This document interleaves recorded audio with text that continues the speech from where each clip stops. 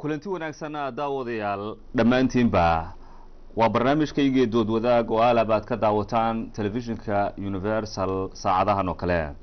barnaamijka dooda caawa sida aad hore u maqasheen waxaanu kaga hadli doonaa dhibaatooyinka loo geysto dadka barakacayaasha ee ku nool gudaha wadanka Soomaaliya iyadoo aan ognahay dad badan oo Soomaaliya oo guryahooda ka hayaamay in dhibaatooyin badan loo geystay. barnaamijka dooda waxay kala qayb galaya oo ila fadhiya Dr. Maxamed Yaasiin Xasan oo ahaan jiray wasiirka wasaaradda kalluumaysiga kheyraadka badda iyo maamulka dekedaha ee Somaliland. waa aqoonyahan Soomaali ah oo ku nool wadankan aan joogno ee Britain.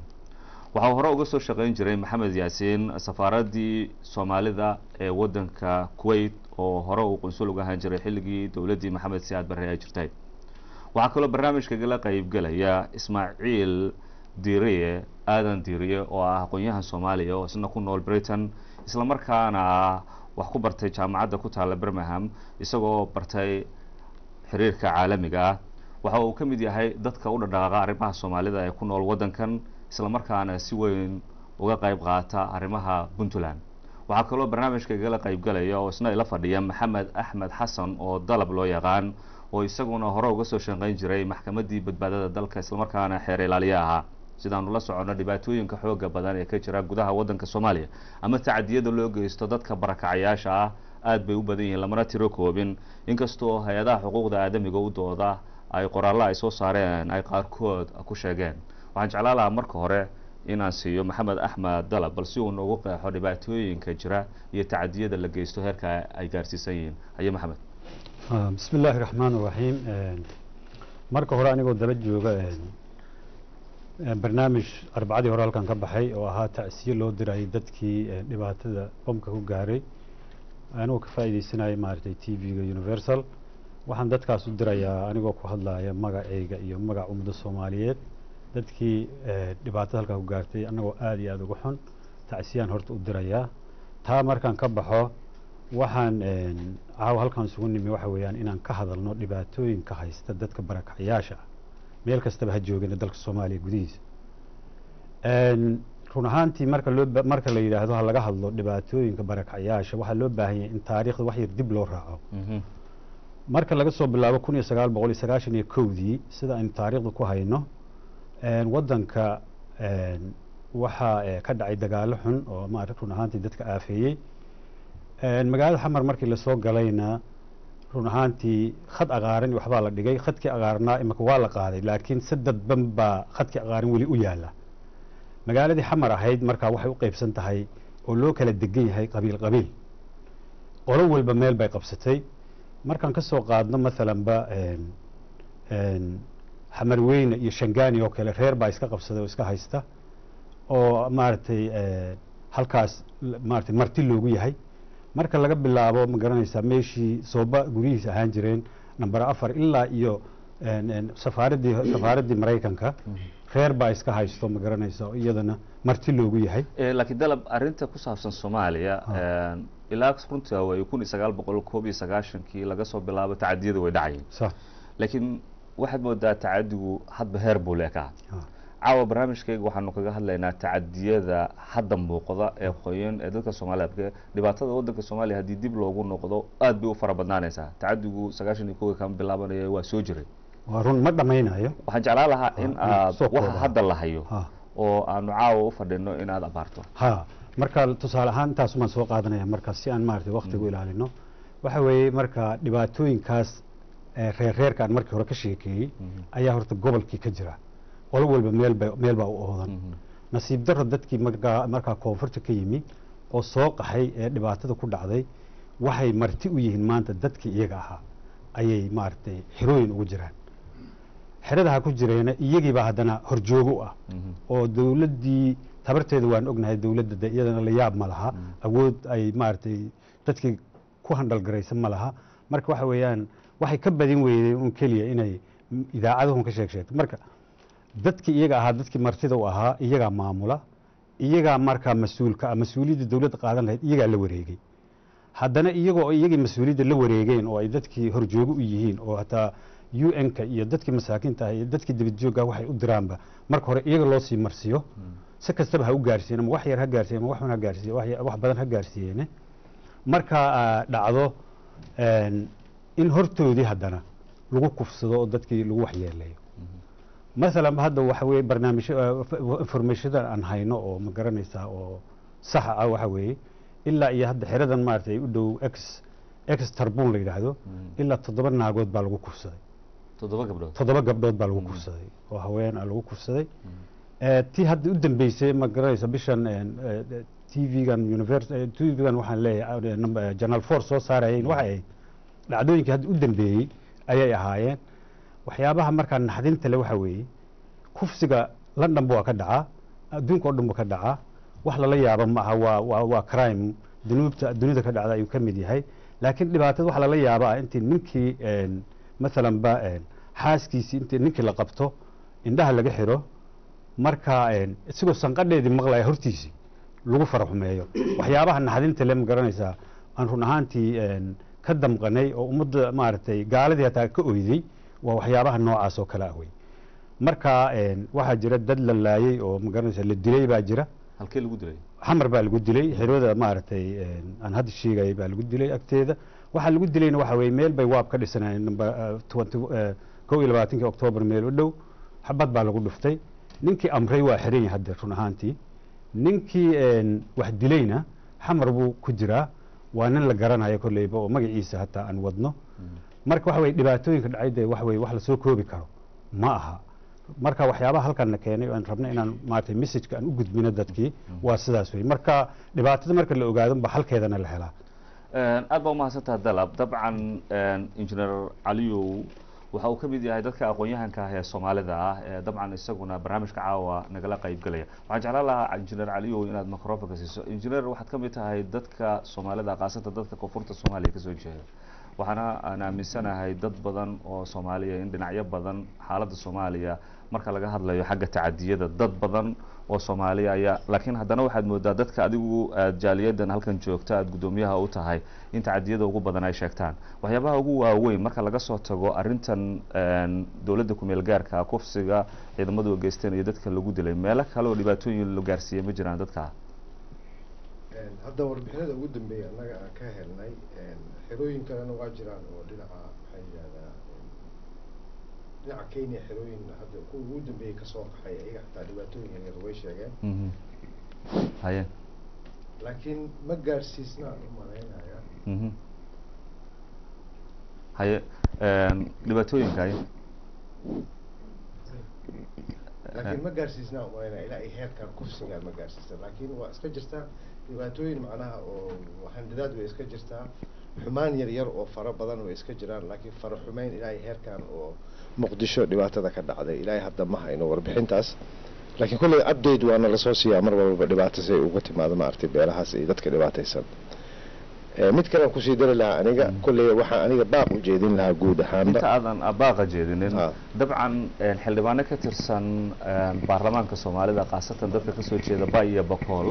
qoraal hore ay u soo saareen waxay sheegeen in dhibaatooyin badan loo geystay example dadka waxay sheegeen qoraalkooda xildhibaanada ka tirsan in tacadiyo loo geystay lagu geystay goboladan dhinaca Puntland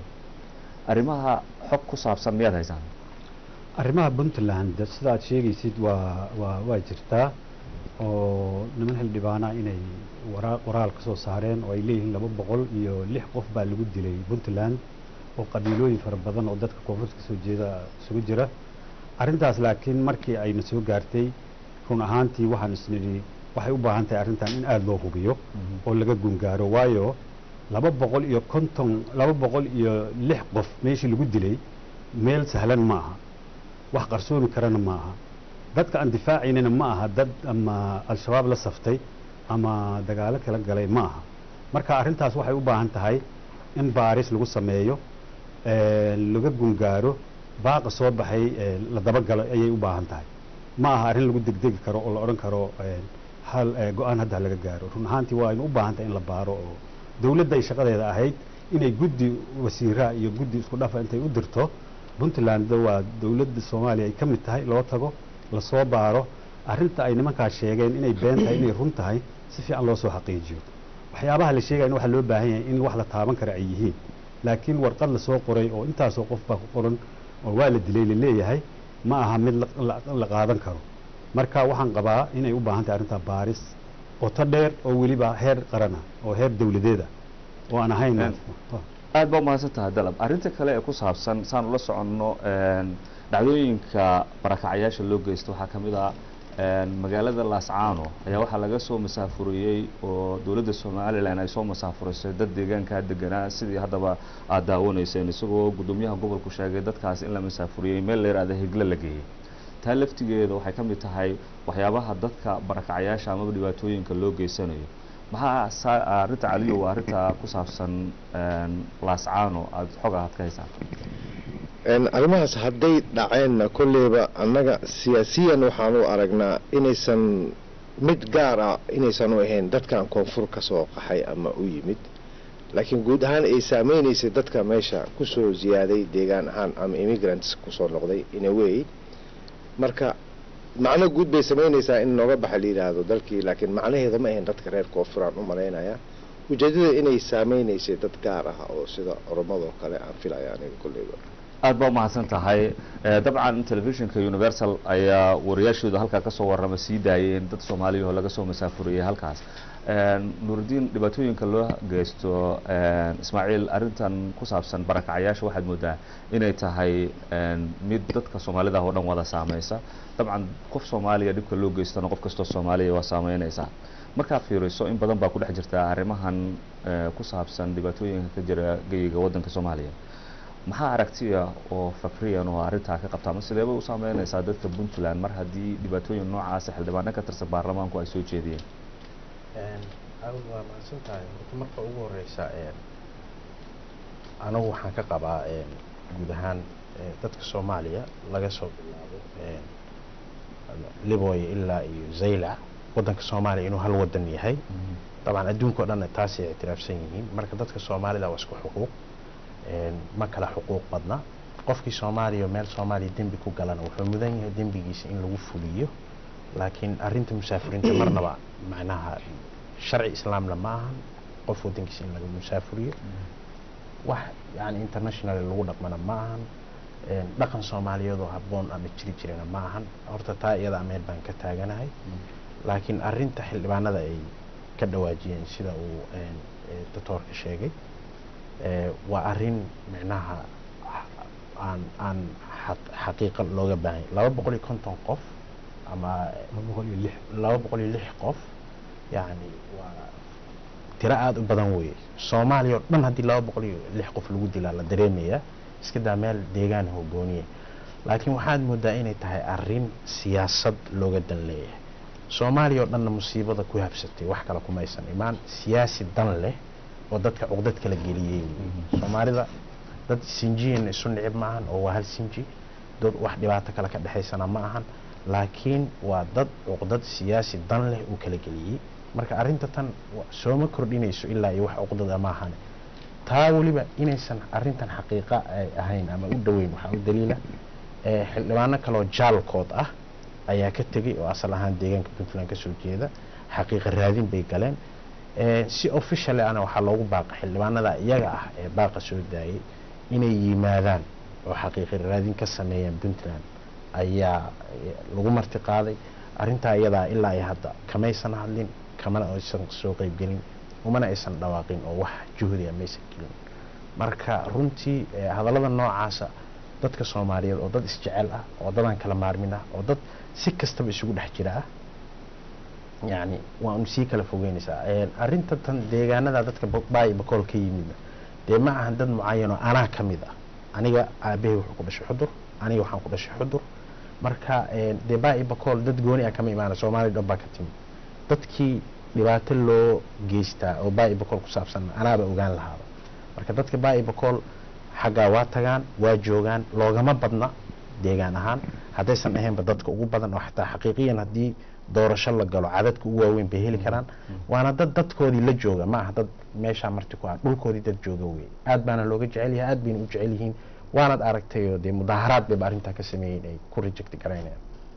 aad buu mahadsan tahay Ismaaciil maxamed sidaan la socono xaaladda dadka barakacayaasha ay ku sugnaa laascaano dabcan waa la masaafuriyey meel la yiraahdo higla ayaa la geeyey sida gudoomiyaha soolba uu sheegay inkastoo uu sheegay in dadkaasi ay ahayn dad dhalinyaro ah oo waayaha dambe soo galay arrinta markaa fiiriso xagga Somaliland sharciga iyo nidaamka u degsan sidee baad u arkaysaa dadka halka laga masaafuriyey bismillaahi raxmaani raxiim horta cawl waa ku mahadnaqaya adiga iyo bahda universal doodan wanaagsan annaga laakiin midun baa horta tahay in la ogaado anigu kuma jiro dowladda Somaliland laakiin waxaan ahay muwaadin dhiibanaya opinionkiisa runtiina wasiir baan ahaa markii la go'aaminayay ama golaha wasiirada ay ka doodayeen arrintan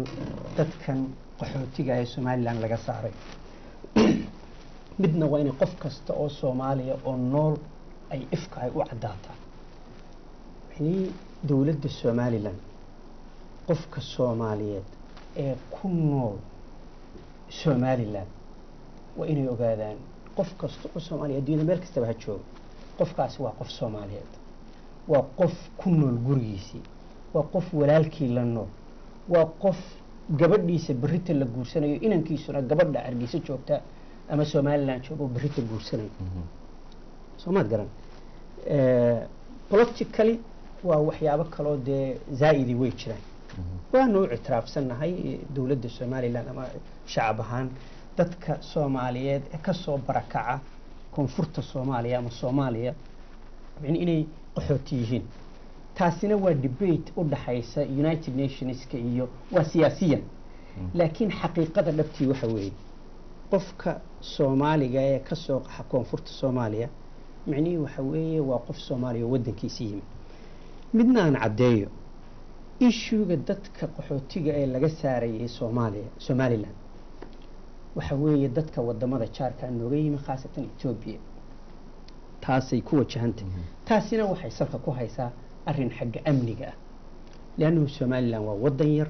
wadan yar oo markaad eegto aan saaxad weyn haysan aan maanta adduunyada ictiraaf ka haysan dhaqaale badan haysan intii hore ugu nooleed reer Somaliland iyo inta Soomaaliyeed ee ka soo qaxda Soomaaliya wixii ay haystaanba way isla biyaysan kari lahayd laakiin marka 70 milyan kale ay xaggan ka soo qaxaan Somaliland wadan qaadi kara maaha siyaasiyan baan u qaadi karayn economically baan u qaadi karayn waxaan u qaadi karayn muxuuha amni ahaan baan u qaadi karayn marka dadka la saarayo waata arrinta laga dhawaajiyay laascaanood waa incident waa dhacdo ma aha wax dhacay macni oo la dafiri karayo macni way dhacday laakiin waxa jirta madaxweynuhu waa kii booqday markuu madaxweynuhu booqday odayadii reer laascaanoodna la soo wada shiriyay wasiirka daaqiligu wuxuu u sheegay madaxweynuhu fadhiya maca odayadii fadhiya dadka la masaafurinaya inaanay ahayn dadka Soomaaliyeed runtii maca odayadii reer laascaanood meesha fadhiya maca madaxweynuhu aad baa wasiirka daaqiliga loogu wada sacbiyay macni waxa la cadeeyay dadka la masaafurinaya inaanay ahayn dadka Soomaaliyeed macni taa aan ogahay so far Soomaad garan arrintaasina waxay ahayd arrin dhacda tan dadkan muxuuha Ethiopia ka yimid macni waad ogtihiin oo wadan kayagii aan macni ka noqonay jaarka sidoo u gubanayo markaati baa ka wadatiin waa ogtihiin taa amnigeeda sida loo ilaaliyo markay Ethiopia dadkii ka yimid ay dulsaar noqdaan waxa adkaanaysa sidii amnigii loo ilaalin lahaa marka at least dadkii Soomaaliyeed way iska warhayn karayaan waa la ogaan karaya tani markaa waxay noqotay mid ah in dadka qayro sharciga ku jooga ee ka yimi not only Ethiopia oo qura wadamada jaarka ah oo dhan in ay baxaan marka taa waan cadeeyay baan ayaad u maleynaysaan ta kale Somaliland shacabkeeda anigu waxaan mar walba ugu mahadnaqaa ilaahayna u garansiiyay inay dad soo dhaweyn wanaagsan yihiin dad dhaqan wanaagsan yihiin dad u naxa qofka jilicsan inay yihiin waxaan wax la qaadan kara ahayn macni wad ogtihiin oo maanta taagtayadu heerkay taagan tahay Soomaaliya waxba isma dhaanto maanta ka xamar jooga iyo ka Hargeysa jooga waa isku ikhtisaad marka xagga dhaqaalaha la eego haddana waad ogtihiinoo maanta wixii aanu shilinkan ururin karaynay dee koonfur waa nugula cararay soo maad garan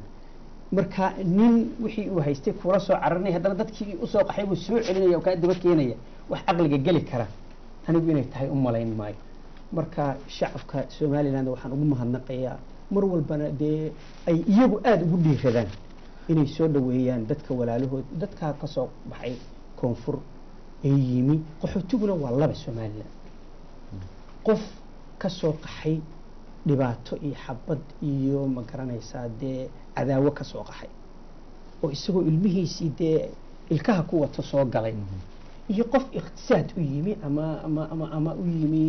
wax kale soo maad garan marka annagu dadka soomaaliyeed ee qaxootiga ee somaliland yimi waxay noogu muuqdaanuun inay yihiin qof walaala oo ka soo qaxay gurigiisii oo gubanay soo maad garan oo gurigoodii oo kale yimi midna aan ku yara daro walaaladii muxuu ahaa gobolada bari ee soomaaliya dadka ku noole muxuu ahaa garoowe iyo boosaaso iyo runtii way jiraan dhaliilo badan soomaali baynu nahay waa in runta laysu sheegaa dhaliilo badani way jiraan dhaliiluhuna waxa weeye macnihii dee qofka soomaaliyeed hadduu qaawayhu kuu yimaado wuxuu istaahilaa inaad dee aad gogasha la qaybsato soo maad garan marka iyagana dee waxaan ku boorinayaa bal dhaliilahaasi way bateen way soo noqnoqdeen horena way u jireen waxyaabaha aada u naxdinta badan een xusuusta waxaa ka mid a berigii dayuuradii sacuudiga ka timi gaalkacyo ku degi lahayd ma garanaysaa la diiday inay fadhiisato maamul baana diiday soo maad garan dayuurad khalqi soomaaliyeed saaran yahay oo la diiday inay airport fadhiisato oo dabadeedna markii dambe hargeysa fadhiisatay micnihii waxay ahayd dee runtii waa incidents fara badan baa maalin walba la maqnaa iyaguna inay responsibility muujiyaan soo maad garan micnihii dee haddaad maamul sheeganaysood meel maamusho dadka aada maamulaysaa waa inay isugu kaa mid noqdaan hadduu dadku dad soomaaliyeed yahay soo maad garan marka sheekooyin badan oo aan wanaagsanayn ismaaciil haye arrinta ku saabsan khaladaadka jira waan ognahay in dhibaatooyin badan ay jiraan meelaha dadka soomaalida u barakaceen dabcan soomaaliduna waa dad wada hal qola ah oo ama ha joogaan koonfurta soomaaliya ama ha joogaan meel walba dadkaasi waa dad hal qola waayna soo noqnoqdaan dhacdooyinka ku saabsan barakacyaasha ama meelaha dowladda ku meel gaarka maamushahaada ama meelaha kale ee gobolada wadanka soomaaliya ha ahaato amaba somaliland ha ahaato waxaa jira dhacdooyin dadka masaakiinta ah ee barakacayaasha ee nabadoonka ah loo geysanayo waxaa tahay nin aqoon-yahana sidee ugu suuragalsan ee dhibaatooyinka ka taagan geyigaas wax looga qaban karaa horta marka ugu horeyso meel bashar ku nool yahay khalad waa dhacaya laakiin khaladka wixii incident oo dhaca iyo wixii qoran oo system oo qoran labay kala tahay aad buu u mahadsan yahay walaalkii laakiin faaqidu shayin laa yucti bay dhahan qofkii asaga waana u baahnaa ma ku waanin karo maca ixtiraami soomaaliya meeshii ugu horreysay dadka lagu kala saaray ama layidhi laba wadan baynu kala nahay dee isma weydiinayn ay la tahay dadka reer puntland dastuurkooda waxaa ku qoran iyagoo awooda inay si gooniya u istaagaan weli inay soomaali ka mid yihiin ma ogola midnimada soomaaliya in lagu gorgortamo ma u arkaa midnimada soomaaliya wax la taaban kara inay tahay midnimada soomaaliya agtooda waa ka muqadas walaalnimada soomaaliyana waa ka muqadas meeshii ugu horreysay ee dad soomaaliya laga musaafuriyey ma jecli radda ficliga laakiin sidee walaalkii siduu codsaday waxaa fiican wixii dhaliila in isu sheego saas baa codsataan u malaynayaa haddaana khaldanayn meeshii ugu horreysay dad laga soo musaafuriyo waxay ahayd somaliland waxaana la keenay garoowe hadaha kan ma ahayn 90skii bay ahayd marka haddii dabcan arrintaa iyada ah afcaashii ficilkii ugu dambeeyeyna meeshii dee somaliland ay gacanta ku haysay bay ahayd oo dee hadda waa tii barnaamijka lagu soo qaadayay way fiican tahay bani aadamku inuu iswaaniyo laakiin waxaa fiican mar walba qofkii inuu isaga iska bilaabo ismaaciil aad baa umahadsan tahay dalab sidaanu ognahay dhibaatooyinka ka jira dabcan meelo badan oo soomaaliya ka mida ayay ka jiraan dhinaca kale dad xoogaala amaba og xaaladda waddanka soomaaliya waxa ay sheegaan dhibaatooyinka laftigooda dadka barakacayaasha ah meelaha qaarkood waxaa loogu eedeeyaa inay xiriir la leeyihiin ururka al-shabaab taasoo mararka qaarkood dhacda in baqdin badan ay galaan dadka maamuladaas gacanta ku haya taasoo mararka qaarkood ay dhacdo in qaarkood la qabto qaarkood meelaha qaarkood waxaa laga sheegaa iyaga oo ficilo dila fuliyey in qaarkood la qabto maadaama aad tahay xagga sharciga na yaqaana ama aada xoogaal u tahay waxaa jira ama dadka koonfurta soomaaliya in badan aada la xiriirto odayaashooda aad ka mid tahay wax xog ah ku saabsan in dadka qaarkood ka yimaada koonfurta soomaaliya ay dhibaatooyin u geystaan dadwanada ay tagaan wax xog oo arrintaa ku saabsan miyaad haysaa run ahaantii intaan horta taa u gelin waxaan ku yaro noqonayaa dadkan laga soo musaafuriyey laascaanood briefyar somaliland aad baan horta ugu mahadinayaa sida ay u martigeliso dadka maaragtay meesha u jooga markii go-aankan lasoo saaraya in dadka meesha laga saaro wasiirka arrimaha gudaha 3 bilood buu u qabtay somaliland wuuna caddeeyey dadka la saaraya dibadda loo saarayo anigu waxaan qabaa dhacdadan ama khalad ha ku dhacdo ama sax ha ku dhacdee waa arrin laascaanood u khaas ah marka reer laascaanood baa loo baahan inay apologize ka bixiyaan hadday khaldameen haddaanay khaldamin ay caddeeyaan sababta ay dadkaas intay iska rogo usoo saareen ay ugu daadiyeen meesha hadda guddoomiyaha inoo sheegay halkaa taa horta waxbay halkaasaan kaga baxaya qodobka kale aad i weydiisay oo ahaa ma garanaysaa al-shabaab dadkan loo tiirinayo run ahaantii aniga mar kasta waxaan aaminsanahay wax kasta oo lagu dhaqaaqayo horta in marka hore la hubiyo inay waxaan run yihiin iyo in kale meel baa laga yaabaa inay dagaal ka dhaco nin baa lagu qabanayaa waa al-shabaab baa loona waa la iska dilaya maalanba baaris lama sameyn waxba lama hubin waa maaragtay waxaa la odhanayaa ninkan meesha lagu qabtay waxa laga yaabaa ninkaas inuu meesha iska maraya baa dhici karta waxyaabo badan baa jira marka aniga waxaan qabaa arrimaha ku saabsan waxyaabaha xuduudada ka dhacay ama laba dagaal dhexdooda ka dhacayo waxay u baahan yihiin in si fiican loo dirso ninkii asagoo xabad ridaayay lagu qabto kaas dee waxa weye hadalba ma laha in maxkamad la geeyo maxkamaddii maaragtay waajibkiisa laga mariya taasunbaa maaragtay meesha laakiin dad badan oo tuhun inta lagu qabto guryo iyagoo iska joogo lasoo aruuriyo oo la yidhahdo al-shabaab bay u adeegayeen ama dad baa lacag soo siiyey ama waa lagu shaqaysanayaa waxay la mid tahay berigii soomaaliya ayaa marbaa qaadka la joojiyey maxkamadda badbaadahan joognay moogta marka waxaa lagu dacaydeyn jiray dadka qaadka soo qabta lacag qaadside crime maaha ninka hadduu lacag iska sito crime maaha marka waxaasa lagu dacaydeyn jiray marka hadda haddii aad meel dagaal ka dhacay aad nin maaragtay intaad soo qabatid ama meel isagoo ku dhaawacan ama xabada ku dhacday mid wiifta ah aad tiraahdo waa al-shabaab buu ahaa iska tiraahdo waa cadaalad darro wey wax walba waxay u baahan in la baaro oo laga baaraan dego xaqiiqdooda markaad ogaatid aad markaa go-aan gaartid wey marka aniga ma odhan karo dad haddii ay hayaan dadka kale wax evidence oo maarata caddeynaya in dad waryo lagu qabtay ama dagaal ku jiray taas waa goonideed dadkaas iyaga caddeynaya laakiin aniga ma dhihi karo meel dagaal ka dhacay oo xabad maaragtay weliba nin walba iska soo ridayo dadkii ku dhammaaday ama ku dhaawacmay intay la qabta haddana la odhanay al-shabaab baad ahaydeen wax saas ahaydeen taas aniga ma caddayn karo ismaaciil ma jiraan dagaaladii gaalkacyo oo kale waxaa warbaahinta qaarkood ay sheegeen in dad laga qabtay ay ka mid ahaayeen ururka al-shabaab xagga gaalkacyo kale dad ciidamada boolisku ay qabteen arrimahan marka laga hadlayo xagga barakacayaasha iyo ayagu laftigooda khataraha ku yimaada amaba ayagu laftigooda inay dhibaato geystaan arrimaha xog ku saabsan oo ku saabsan arrimaha dagaalada oo kale marka dadka lagu dilo deegaanka gaalkacyo kale dagaaladii ugu dambeeyey puntland waxaa sheegtay in dad ka tirsan al-shabaab ay mararka qaarkood kusoo dhuuntaan deegaanadaas iyagoo barakacayaal runtii meesha waxaa ka jira horta soomaaliya guud ahaan waa garanayna waa dhibaato weyn laakiin ma oran karno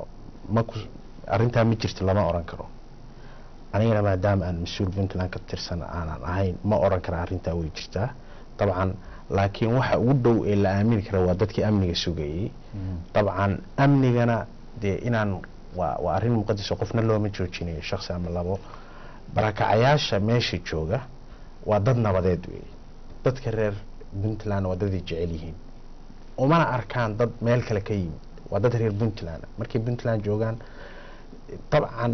jawaabo waxaa uga filan iyaga ruuxooda jawaabahay bixiyeen mudaharaadkii hadday noqon lahayd mas-uuliyiin ka soo jeeda gobolada koonfureed oo haddana puntland joogo mas-uuliyiinka abaa idaacadihii ka hadlay oo oranaya annagoo mas-uuliyad puntland u hayna meel kale kama suurooda soomaaliya yani waa adag tahay xaaladan hadda lagu jiro deegaan yani dowladda dhexe oo dadka u dhexeysa iska daa laakiin meelaha kale maamulada leh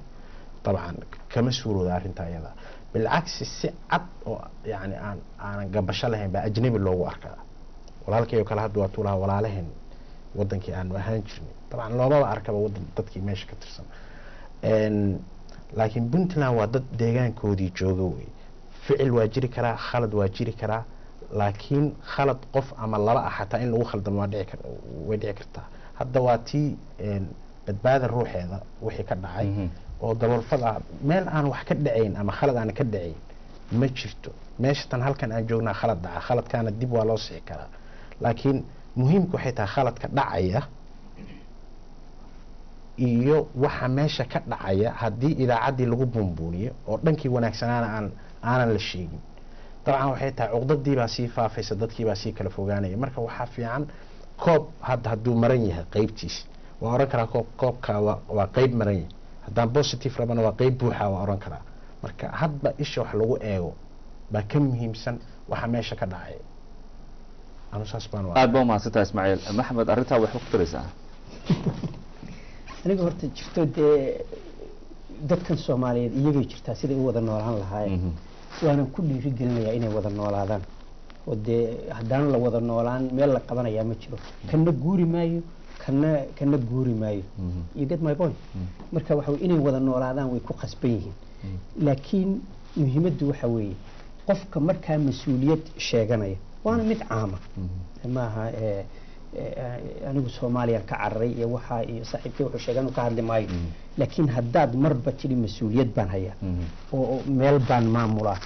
cidda ku timaada waa inuu la mid noqdaa qofka kale muwaadinka aad maamusho Soomaad garan marka anigu waxaan leeyahay mar walba ninkan kale uu dhibay yahay dadkiisa waa bay soo qaxayaan Soomaad garan laakiin ninkan loo soo qaxayo responsibility muuji Soomaad garan mas'uuliyadda ka muuqato ficiltan kada macni waxa weeye waxaan aad iyo aad ula yaabay imka anagu maalin dhaweeyto waa taanu wixii aanu kari karaynay ko furgeynay saaxiibkay waan iska yara dacaydinayaa isna wuxuu yiri dawladda Soomaaliya wixii la keenaba qaxootiga 30% halka iyaga hadda soo qabatay 30% anagu 0% na wariga imaanaa weydiisan you get my point marka waxa weeye waa in la wada noolaada waayo ummadani ma jirayso hadii aan la wada noolaan Soomaad garan wada noolaashahuna maaha in dawlad laga bilaabo macni waa in awliye Maxamed ay wada noolaan karaan markaynu wada noolaano mujtamaca kalena uu isku xidhan yahay Soomaad garan saaxiibkay waa kan halkan ay fadhiya haduu barito tago deynanta Soomaaliyeed oo doono Hargeysa ka guursan kara cid u diidaysa ma jirto waxaynu isku diidanahay waa siyaasad Soomaad garan siyaasadda iyaduna waa mid aanan macneeyay ilaa sida aanu doonayna u socoto moogiye aan meel looga noqonayo haba yaraatee aanay jirin marka macni taasna waxa lagala dhil gareynaya dadka siyaasiyiinta Soomaad garan laakiin anigu waxaan leeyahay shacabka jilicsan iyo ummadda Soomaaliyeed iyo siyaasadda hala kala saaro siyaasaddu waa wax la isku diidi karo في يوم من الأيام مالنا يدعي كرتين لجوه الشينكرو سومات قرن لكن وذا النولاشة ومدة الصومالية وهذا لندن بتشار بين كل هو اللي وذا النوري هاي سومات قرن يعني حافظ ولا حافظ ذاك هلا يصير الدمر وذا النوري هين صومالي لما اللي وذا النوري سومات قرن مركب حويه مركب ده قبل كاجي شفت هذا وعرق تقف كني والإلهي قرح مشكو كيني هدو إيمانا يعد قبان كرتا متشرتو لكن من قرح النبر قوتها يا وأتقرن كرتا متشرتو وحي إلهي قريون باقرن لكن وحان لا يحي ولا الله ذي مر والبنوان كعلينية وكون السيح قفكم مركون تقوشيو قفك الصوماليات بينكو شيء ماي بابورك كبح هرقيسة توس بقرو طبعا سمات قرن وانو كيما ده هرقيسة وليما دان عد سداو إفتا متشرتو isagoo barita tageeyo Hargeysa cid doona dacaydeen kara meesha doona ka hadli kara marka waxaan hadalkii ku soo koobaya macni waxa weeye walaaladayda loo soo qaxayo mas'uuliyad hal muuji waayo waxa la yiraahdo bowda rag maalinba mid baa qaawan Soomaad garan adduunyada isma laha shalayta Soomaaliland way qaawanaydo dawladda lagu garaacay maanta xamar way ladneed maanta xamar baa liidata barita xamar way kici kartaa baydhaba maanta hadii liidata barita kici kartaa inna ilaahay loogama iman ya marka qofku waa inaanu ku xisaabtamin maalinta uu joogo laakiin barita aad ogaan doontaa maanta hadaad ladantay barita inaanad ladan doonin markaan waxaan leeyahay wada noolaashaha la ilaaliyo iyo macni soomaalinimadu dawladnimo maaha waa jinsiyad soomaad garan macni carabnimadu imika dawlad maaha de masar iyo sacuudiga iyo waa carab haddana waa kala dawlado soomaad garan soomaalinimaduna sidaa way noqon kartaa jabuutiba waa soomaali haddana waa wadan soomaad garan waxaan leeyahay wada noolaashaha aad baa u mahadsan tahay waxaan jeclaan lahaa fursadda hore waxaan siinaa ninkaa odaga magacaaga marka hore أعوذ بالله من الشيطان الرجيم بسم الله الرحمن الرحيم الحمد لله رب العالمين والصلاة والسلام على رسول الله ما بعد أنا مقعي وحالي علي حاج حسن waxa caawa halkan keenay waxa weeye dhibaatada dadka barakacayaalka aad baan uga xanuunsanayaa inay Soomaalinimadu ku dheertaan ahayd dadkaas bini'aadanka oo walaalahay oo meesha lagu dhibaateynay aad bay dhibaysaa ama ahaato koonfurta ama gobollada dhexe Puntland ha ahaato ama waqooyi ha ahaato waxaan filayaa wasiirka iyo aqoon-yahanka public relationka ka warramayay inay si diblomatic noola hadleen waxaan la qarin karin ama aan qarsoomi karin oo website-yadii ku cad yihiin waxaa caddaynaya xildhibaanadii dalka u dhashay waxaa caddaynaya hadda idaacadii aan ka maqlaynay tii ugu dambeysay cabdisalaam hariri uu ka hadlayay marka dhibaatada barakacayaalka waa wax aan la soo koobi karin aad u fara badan oo aan qarsoomi karin marka haddii in la si diblomatic loo hadlo يعني حل لقوم جاري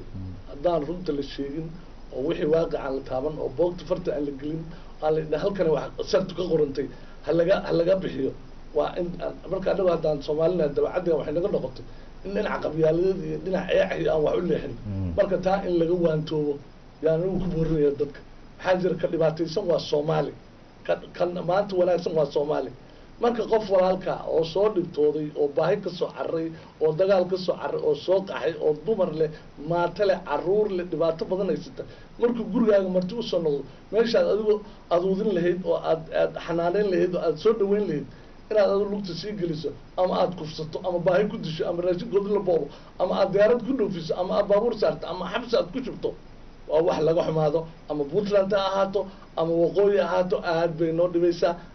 dhibaysaa warkayga intaas hadda ku furnaya aad ba u mahadsan tahay haye ninka odaga bismillaahir rahmaanir rahiim waa cawl mahadsan tahay runtii anigu waxaan ku kordhinayaa laba qodob oo u mahadnaqayaa panelistayaasha runtii qof Soomaali ah oo wadankiisii la yiraahdo ka bax waa wax laga xumaan karo ana wax laga naxayo laakiin anigu waxaan ahay muwaadin Soomaaliyeed ka soo jeeda Puntland salahan markaan ka warramo Puntland runtii dadka caawa aan ka warramayna ee koonfur ka soo qaxay anigu aan ku jiro waxaan u arkaa in Puntland ay nolol wanaagsan ku heleen sida Ismaaciil sheegay waxaan kaloo arkaa inaysan ahayn second class citizen dad oo yaani wadanka aan laga lahayn waxaan ognahay jaraa'idkan Guardian-ka bil ka hor wuxuu u diray wariyeelyaado Kevin Blackwell oo deegaanada Puntland dhan booqday magaalo kamid ah magaalooyinka Puntland ee Khardho waxa uu soo qaxay 22,000 oo dadka hadda aynu ka sheekeynaa iska daa boosaasi galka ay garooway marka iyo baran iyo laascaanoodi marka waxaan oran karaa anigu runtii dadka halka u soo qaxay marka uu la dhex qaaday mikrofoonka mid walba wuxuu ku sheegay inuu nabad ku helay marka anigu waxaan oran karaa khaladadu waa dhacayaan bashar been nahay Soomaali baan waliba u nahay laakiin waxaan u baahanahay khaladkii in la saxo laakiin waxaan nasiib daraa in TV-ga aan ka arkay xaabsade oon ogahay oo koonfur baydhabo iyo banaadba ka geeyay gabood fal inuu maanta inta umad soo hor istaago oo waliba uu si toos ah yaani arrimaha noocan oo kale uga sheego waa wax laga naxo weeyaan marka anu waxaan oran karaa waxa uu la jeedaa warqadii ay qoreen xildhibaanada iyo press release-ku ka sii daayay TV-da marka axmed ay xaabsadoo kale inuu magaalada Muqdisho ka hadlo waa wax laga naxo waayo isagoo gabood fal geystay inuu haddana dad kale u hadlo waa wax laga naxo marka anu waxaan oran karaa Puntland iyo Somaliland anoo jamcinaya runtii amaan bay mudan yihiin shacabkooda iyo waliba koonfurta kale waayo waxaan ognahay kumaanka kuna sida wasiirka iyo Ismaaciil bay sheegayaan kumanaan kun baa u nool labada deegaan baan ugu wantagay Puntland iyo Somaliland labaduba dadku waxay ugu nool yihiin dadka u soo qaxay si dad caadi ah marka anu waxaan oran karaa Soomaalida hadda doonaysa inay arintan soo kiciso arintan boogtan doonaysa inay qodqodo inay ka dayso waxyaabaha positive ka leego shacabka Puntland oo anigu aan ka mid ahay oo madaxweynaha uu ka mid yahay dadkuba marnaba ma dul qaadan karaan in qof Soomaaliya laga tarxiilo marka anu waxaan arkaa in arintan gacan saddexaad ay ku jirto la gacan tago xaleynayo aad baa mahadsan tahay ninka odaga oo dambeeyay magacaaga marka hore magacaygu waa aadan xasan maxamed haddii aan usoo daadego horta waxaan ahay marka hore anigu xubin ka tirsan dhalinyaro la dhaho socda oo ka dhisan waqooyiga London waxaan u qaabilsanahay qaybta abwaanimada iyo gabayada iyo bulshada marka inta laga soo daadego horta waxa arrin xun igu ah waan aad uga murugooday in barakacayaashii Soomaalida ahaa aanu caawinaynay aanu lacagta u dirnay in la dhaho maanta dhibaatooyin dheeraad ah ee loo geysanaya wana arrin aan aad iyo aad boqolkiiba boqol anigu xumahay waxa kaloo rabaa inaan halkan ka sheego aan ka cadeeyo waxa jirta arrin aan ilaa hadda la sheegin ay bulshadu ay isla dhex marayso arrintaasina waxa weeye dadka barakacayaashii ee la celinaya ee wadanka Soomaaliland kala hadii noqoto maanta la celinayaa yihiin marka hore imika haddii aan tixraaco hadal uu yiri agaasimaha guud ee wasaaradda arrimaha gudaha ee Soomaaliland si toos ah ayuu cadeeyay in ay dadka barakacayaasha ay koonfur ka yimi ay marnaba ay ku jirin dadka la saarayana ay yihiin dadka qaxoontiga sababta loo saarayana ay yihiin markii la eegay dhibaatooyin amniga dhibaatooyinka xagga caafimaadka bilicdi magaalooyinka waaweyn oo aad hoos u dhigaan markaan hadalkayga waxaan ku soo gabagabeynayaa horta Soomaaliland waa wadan sharci leh sharcina lagu joogo sharcina laga baxo sharcina lagu soo galo aniga deegaanaha waxaan ka soo jeedaa magaalada Hargeysa 19 sano ayaan halka ku noolaa waan garan karaa dhibaatada ay ku hayaan dadka ajnabiga iyo wadankeena marka waxaan hadalkayga ku soo gabagabeynayaa in dadka laga saaro wadanka assalaamu calaykum aad baa mahadsan tahay qofka ninka odaga ah oo dambe isaguna siinayna fursad baa isaguna assalaamu calaykum waraxmatullaahi wabarakaatuh awli asxaabta la fadhida baan idin salaamay salaan kadib waxa waaye annagu hadaanu nahay Soomaali nimaan run sheegin been baa u qarsan waxa haboon runtii inaan isku sheegno waxyaabaha xaqaa'iqa jira inaan ka hadalno haddii runta aanu sheegno wax badan horumar badan iyo wax badan baan gaari karnaa waan heshii karnaa laakiin haddii anigu waxa ii qarsan yihiin adna waxa ay ku qarsan yihiin amba aan runta aan sheegin wax badan lama gaari karo runta markaan ka hadalno anoo qolo aan ku xadgudbay aan jeclayn qof walaalka Soomaaliyeed inaan ku xadgudbo xaqaa'iqna ka hadlaya aniga horta marka ugu horeysa arrinta maanta waqti xaadirkan ka jirta Soomaaliya xog wal badan baan u ahay maxaa yeelay waxaan ahay qof saxafi ah oo Soomaaliya Democracy Journalist Union guddoomka xigeenkiisana waan ahay runtii step by step caawa ugu dambeysay xaqiiqadii waan la hadalnaa meel walba Soomaaliya maanta koonfur qaastan ugu badnaato waxaan ognahay maanta koonfur iyo bari dhibaatada ka jirta oo lagu hayo dadka koonfur dega oo ah dadka dega koonfur galbeed South West Soomaaliya dega oo labada webi dadka u dhaxeeya dhibka lagu haya runtii haddii waxa laga hadlay 206 qofood baa lagu dilay meesha 3 qofood walaalaheena oo madaxda ama siyaasiyiinta meesha fadhidaba cid haba yaraatee qeyrtay 200 inay jirto in la dilo rasmi ahaan ma jirto qof walbaba uu dhinac maray waxaan rabaa inaan qeexo horta 206 sidee lagu dilay ma hal maalin baa la dilay mise laba maalin baa la dilay ma ahan 2008 ka soo bilaaw ilaa hadda ayaa waxa la hayaa liis qoran oo ah تعدي أم بدبعتها أم بدبك لوجست أمدا South West كسوجدا حقائق محمد إبراهيم حافظ الله دوره محمد إبراهيم حافظ وحو كهلا حقائق جرا مركو حقائق كهلا أو ميديا وكهلا دربدي بمالك كحكتي إذا ما أيا دولة بوترا إيه درتي وحو درتي دتك قحوتي جامرها دكان مركاسا وحلو أمري حلي بان كين بهالله أو كهلا دبك لجستي وإنها ست دخسل بريتور عاد مظاهرات وسميسان حتى هذا سمينين كان إذا كنت عاد ميت كدرن بعد كنت حياة حقائق جروا وهنا وح بدن بهنا وحوجدا بي وير يعقوب اللي جرى هذا أو كبح قال كعيو أو أجري بورها كبا وحلوه قبت جرعان ما كان لقبته وحلوها لعجروين أو وتي أو قرآن وعد وحضرة عجروين كي وحدين وحتى شباب باطح والحري وحيابه بدن بالو قصبي أو إنه شاقو إنه شباب كتسين وشاقي إذا ما ذبوتي لأن أي هالك ويمد أو لو ديبي كالكعيا الجاي دجال كي كسعودي كالكعيو أي لو أمري إنه كهلا إنه شباب الكلية وكهلا والزيداي وحو كسي بيني وحاصلا إنه هو قصبي أو صندوق لو قد جاي أو هبين إيمان حبس لو جراعي أنا يوم مركو حلاي هاي ور دم بيد ولا وضع جلا لكن حشوت كالسريريا وحن ولا وضع جلا سواء ولا وضع شيء لكن حشوت كإنه لسنا هذا ور ما أنت ديب كان اللي يجي سنة يوم ما اللي يجي سنة لهن واحد اللي يجي سنة وحتى وضن كي أنكسر جيدا أي شباب يقصر عديه هيستع مد ماشي إيه فديا كان كلا أنسي عرّا إنه ومد كلا يصير ماشي إيه فديا هدين ما أنت قبل الله ده ما أنت لاقيه هيست أو ما أنت أيسن شباب يجي هيسلهن waxaan waa boqolkiiba 90 dhibka dhacaya ama la ii geysanayo inaysan marnaba dhici lahayn oo maanta maxay tahay argos qabiil lagaga baqi la soo badbaadin marka waxaan leeyahay walaalahay Puntland ma dhihi karaan waxaan leeyahay xasuuq leeyahay aad baa u mahadsan tahay dabcan waxaa jeclaan lahaa marka laga hadlayo qodobada qaarkood magacyada dadku leeyihiin amaba ku saabsan maamulada waxaan codsanaynaa in sida ay yihiin magacyada loo adeegsado waxaanu dhammaanteen aanu codsanaynaa in aragtida qofka markuu baxsanayo aanu si cadifiya aanu u baxsanin oo ay ku saleysnaato in uu wax bedelo ama wax ku kordhiyo talooyinka jira ama aragtidiisa haye adiga magacaaga marka hore Xuseen Ali Xuseen baa la yiraahdaa haye Xuseen haye Xuseen haye marka waxaan idin sheegaa horta waa salaamantiin dhammaantiina odayaashaan oo meesha fadhiya saada ininka u sheegay horta xaqaayiga ninka hadlay ma laha idinkana waad ogaal baa tihiin ood ogtiin TV-ga haddaad tihiin Universal yani Puntland yani dadka gobolada South West-ga kasoo jeedo dhibaato badan baa loo geystay waa lala socdaa nin ogeyna ma laha 206 qof baa la 206 qof dadka la dilay magacyadooda iyo familkooda iyo dadkooda in sirkooda dhan la haya oo waa la soo qoray oo qarsan ma aha marka reer Puntland horta annaga godob nagama galan anaga godob kama geysan ayaga godobka geystay oo dadka ka geystay Soomaalina waxa ku wanaagsan haday dhibaatada jirto laga faa'iideysanayo dadka soo qaxay dad yani dib u noqonayo ma aha laga faa'iideysan leeyahay horta dib weyn baa jira marka Soomaali baan hayo waxa wanaagsan in Soomaalinimada la ilaaliyo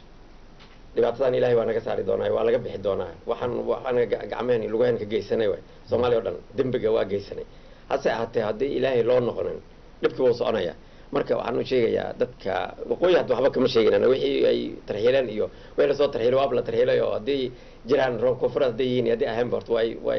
la caddayn doonaa waa la heli doonaa laakiin dadka dhibaatada geystay waa Puntland reer Puntland oo koonfur u geystay dadka ka yimid oo qarsoodi ahayna muddo dhan og yihiin Bersembio kow iyo 12 qof yani 2008kii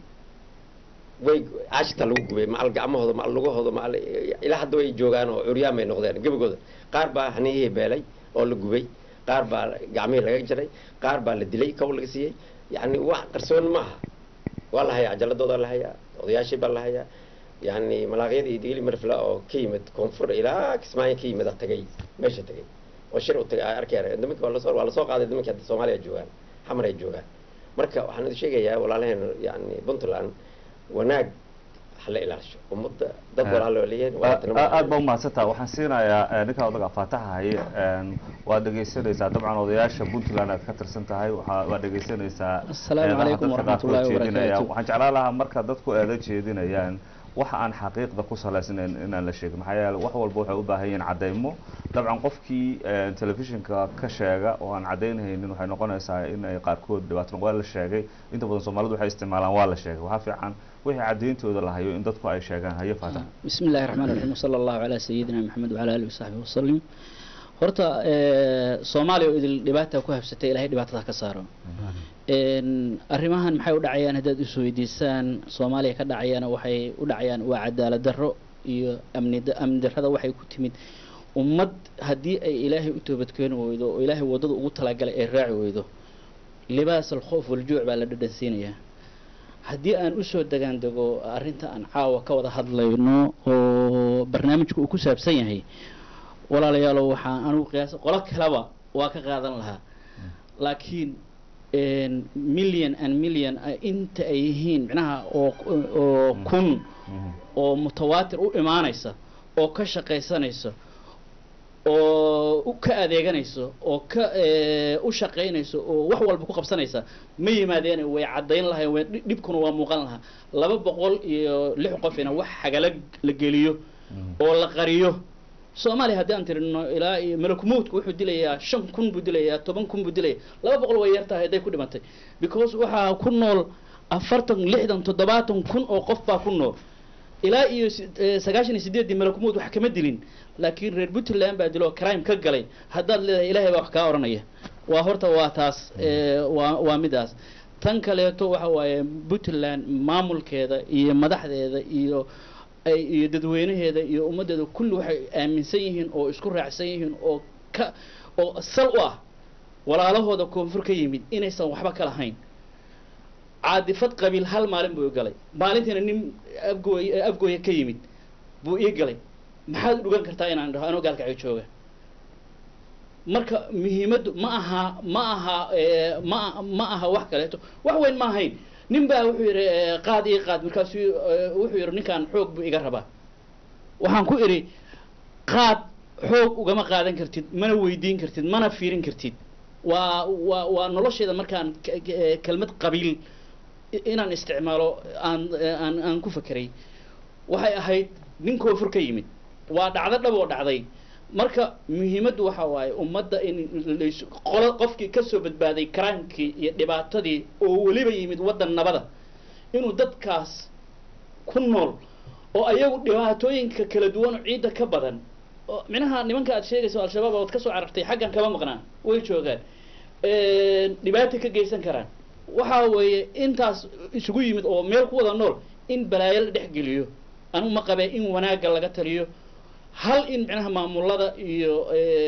dowladaha iyo organisationada iyo kulli la tuso qofkii dembi gala waa dembiile wuxuuna mudan yahay in maxkamad cadaalada la horgeeyo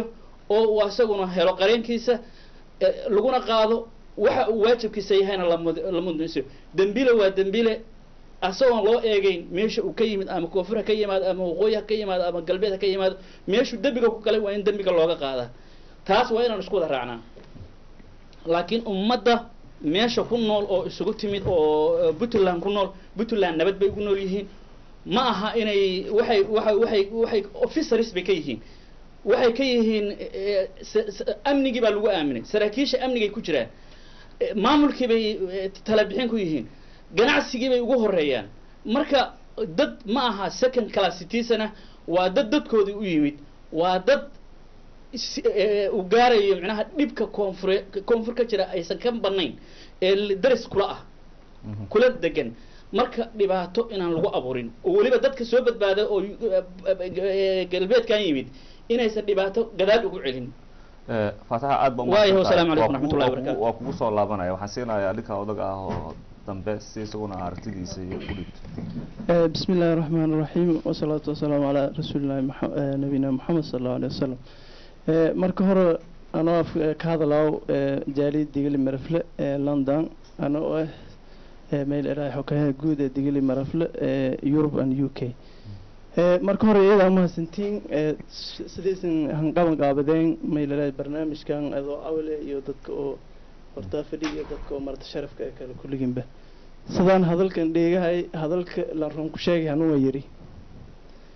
lankaasay wasiirka farnaab ma teegnay hal erayo sax ah waa sheegay halka erayo sax ah uu sheegay may waha boodmegel meeraan mar maalinta qaawanta walkii maanay doona insha Allah marka boodmegel meelay tib maalinta qaawanta geeka runtaa warta dadka ma ha ku jeeda labadu dhatiyo gaaway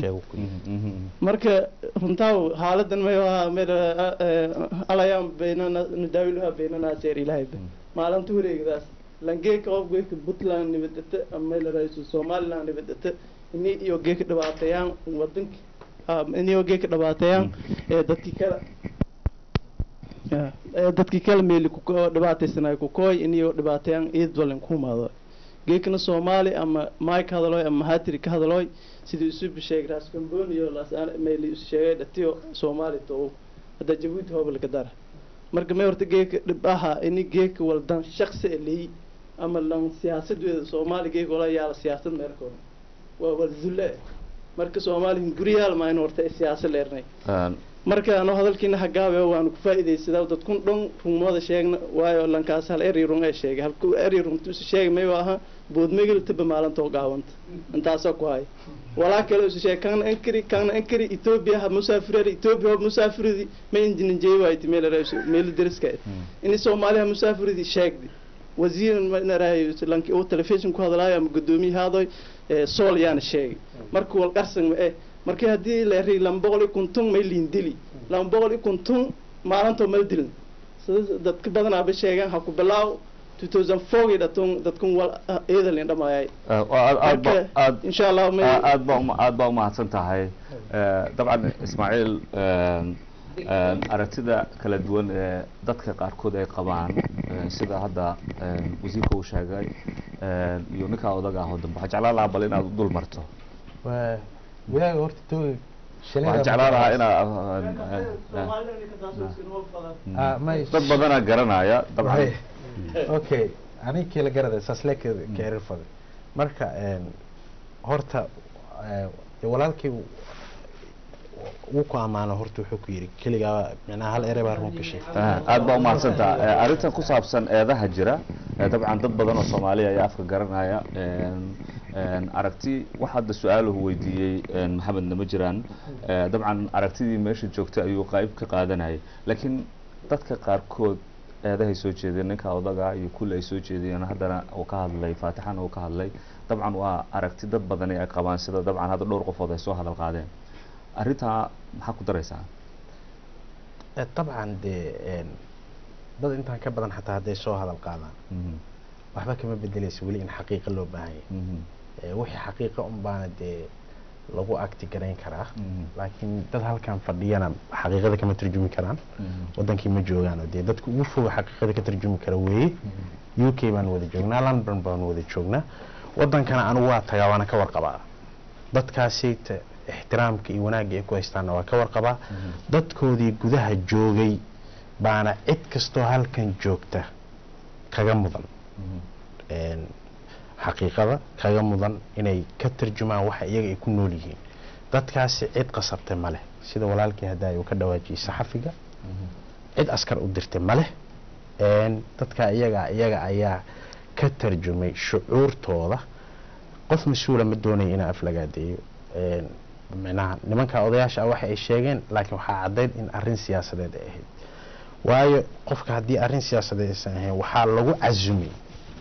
puntland inay yimaadaan oo ay xaqiiq raadin ka sameeyaan baa lagu casumay arrintaa iyadaa ilaa ay hadda maysan aqbalin ilaa ay haddana maaragtay wax actiona kama aysan qaadan marka dee nimankaa waxay sheegeen horta intaasaan ka leeyahay oo dabcan wax kaloon ka oran kara male xaqiiqa raadin hadday rabeen iyaga jaalkood waa baxeen oo xaggay tageen oo xildhibaano soomaaliyeed oo kale arrintii xaqiiqa raadin bay sameeyeen waxba kama jiraan baa layidhi nimankii iyaga ahaa specifically oo hebel iyo hebel iyo hebel ahaana waa la marti qaaday oo meesha imaadaa layidhi oo wixii baara layidhi iyadaa ma aysan dabcan lama aysan noqon bismillah horta arrintan puntland waan ka hadlay aniga mar horan ka hadlay waxa weeye sida walaalahay sheegayaan oo dhibaatada ay sheegayaan waxa weeye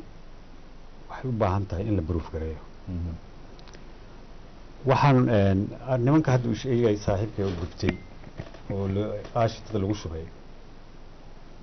dad jiray ahaayeen laakiin sababta aashitada loogu shubay iyo kiiska siduu ahaa waxaa la rabaa marka aad wax cadaalad samaynaysid wixii inaad xaqiiqdooda iyo guntooda aad ogaataa la rabaa marka nimanka waa jiraan horta nin gacan ka go'day iyo nin wakti hore ahay taariikhdii ma xasuusta hadda waa jireen waa arrin baaris u baahan oo la rabo puntland in lagula xisaabtamo aniga ma maqlin sida saaxiibkay sheegayo in la asuumay dad oo la yidhi kaaleya oo waxaa maaragtay meeshii arrinta ka baaraandega ma maqlin hadday jirtana waa arrin fiican taas baan ayidaya aniga waxaan qabaa waa la yidhi iyo waa la sheegay waxaa ka fiican guddi in loo diro meeshaas oo weliba aqoon u leh baarista iyo kiisaska loo madax baneeyo puntlandna ay soo dhaweyso oo si wanaagsan arrinta loo kala saaro wax alla wixii xaqdarre lagu dilay hadday jiraan haddii aanay jirina la caddeeyo markaa mediaha loo soo gudbiyo aniga hortaasaan aaminsanahay laakiin mar haddaadan maaragtay wixii aadan maaragtay dadka hor keenaynin oo aadan wixii waa kuwaas sida muraayadan oo kale loo arkaynin in maaragtay horta lagu tiiqtiiqsado waa ka yara duwanta dulmi waa jiraa meel kastana dulmiga waa ka dhacaa laakiin wax walba wax loo baahay in la buruuf gareeyo la caddeeyo aniga waxaan aaminsanahay waxyaabaha la sheegsheega oo dhan la caddeeyo si wanaagsanna loo baaro meeshan dawlad baa sheeganaysa inay maaragtay wadankii xukunto guddi dawladda ka socda in loo diro baariyaal loo diro tartiib arrintan loo soo ogaado lasoo xidhay faylkeeda taasaan aaminsanahay aniga laakiin website baa wax lagu qoray iyo habar baa sidaa wax tiri iyo waxaa weeye waa sheekadeennii maaragtay ku tiri kuteen tahay marka taas baan aniga aaminsan marka waxaan cadeyntooda lahayn in la sii daayo in la sii daayo waa mamnuuc wey ma fiicna waa wax aan fiicnayn aad baa umahadsan tahay arrinta maxmed ayub arrinta ku saabsan laascaano oo dabcan dad soomaaliya halkaa laga masaafuriyo la geeyey higlo adiguna aad sheegtay inay accident ahay dabcan dowladda somaliland ilaa hadda arrintaa wax hadala kama soo saarin dadkii waa la masaafuriyey gudoomiyaha gobolka soolna wuxuu yiri waa la masaafurinayaa inkastoo yiri dadka qaxootiga ma ahan waxaa la masaafurinayaa dad arrimaha nabadgelyada looga baqday ayaa la masaafuriyey dabcan dad wariyaasha halkaa jooga sawirada ay soo duubeen waxaa ku jiray caruur iyo dumar la geeyey meesha maxaa somaliland laga filayaa tacawulo mid waa in la ogaada 20 sanadood bay somaliland jirtay imika 20 sanadood I think inay jirto u malayn maayo meel dadka ka yimi gobolada Bay iyo muxuuha dhulka aad sheegteen meel lagu xasuuqay ama dhibaato lagu geystay inay jirto u malayn maayo waxaan idin sheegay dadkii ugu horeeyay qaxootigaha yimi Somaliland waxay ahaayeen dadkii gobolada ka yimi maantana waxa xaqiiqa dadka ugu ladan ee koonfur ka yimi jooga Somaliland inay iyaga yihiin waayo dadkii hore way ka soo horeeyeen dadkoodii bay iska dhex galeen baac mushtarkii bay galeen muxuuha waxay ku jiraan telecommunicationkii businessyadii kale dhan bay ku jiraan waa nin Soomaaliya wadankiisii yimi oo bartoodii bay kala qabsadeen muqdisho markaad eegto dadku badii waxay ka soo qaxeen waqtigii Cabdullaahi Yuusuf Soomaad garan marka way kala horeeyeen dadku Soomaad garan mid kii hore soo qaxay kii horena maanta incident ka laascaanood moogiye anigu cidii incident kala haysa ha keento dabadeedna wixii waa la eegaya meesha sharci baa jira Soomaad garan mar walbana waa la sheegay meel walbana waa laga cadeeyay wasaaradda dakhliga way cadeysay wasiirku waa cadeeyay imika waan idin sheegay wafdigii madaxweynuhu tagay laascaanood hortiisii ayaa wasiirka dakhliga ku cadeeyay macni inay tahay dadka la masaafurinaya dadka wadanka aynu jaarka nahay naga yimi aanay ahayn laakiin haddii ma oran karna laakiin meel incident kama dhici karo 20 years bay Somaliland jirtay incident ka yar baa dhacay Soomaad garan what about London baynu joognaa imise incident oo security baa ka dhacay Soomaad garan iska daa meel kale taasi waa taa laakiin hal issue aynu ka hadalno nabadgelyadu waa wax isku xidhan oo haddaad mid saarto waxa weeye nabadgelyo xumo ayaa mar walba dee jiraysa walaaladay يعني أنا أقول هذا ما يك Somaliland because Somaliland منصب نايمك كما هيو من المتلدي دولة دي لكن شخص الصومالي opinion كيس اللي بنا يحرر لندن شوي هيا نقول هذا ليا وحلو بهيا يعني ما لبلا بقول اللي دلي ولا لا يبرر بنتلان وحكون دبك أي صومالي أردن أما Somaliland كوهيا ayaa ka weyn macni waxaan taariikh ba hadi doonta ummadana way degi doontaa fi yawmin min al-ayyam nin walbana wuxuu wadan doonaa kaad wixii wanaag ahay uu sameeyay waqtigii duruuftu adkayd iyo waqtigii macni dhibaatada xun lagu jiray haduu wanaag sameeyay haduu xumaan sameeyay ummadda Soomaaliyeed maalin kala xisaabtami doontaa iman doonta issue-ga burcad badeed kaasa ka genocide xun macni muxuuha ii sheeg arrintan barakacayaash laakiin macni say ugu xidhan tahay baan kuu sheegaya qofka bini aadanka luqmatul quudka haddii laga qabto